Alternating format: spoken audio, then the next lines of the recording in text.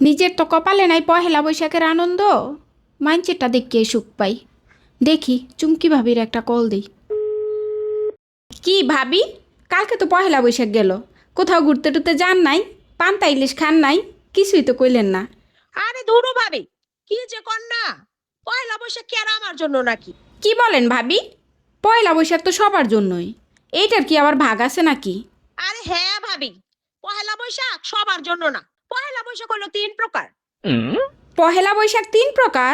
এটা আবার কেমন কথা? শুনেন ভাবি, আপনার আমি বুঝাইয়া কই। যার জামাই নাই, বয়ফ্রেন্ডও নাই, তাদের জন্য হলো একলা বৈশাখ। আর যাদের বয়ফ্রেন্ড আছে কিন্তু জামাই নাই, তাদের জন্য হলো পহেলা বৈশাখ। আর যাদের শুধুমাত্র একমাত্র জামাই আছে আর কিচ্ছু নাই, তাদের হইলো কাল বৈশাখ। আর আমার হইলো এইটাই, বুঝছেন?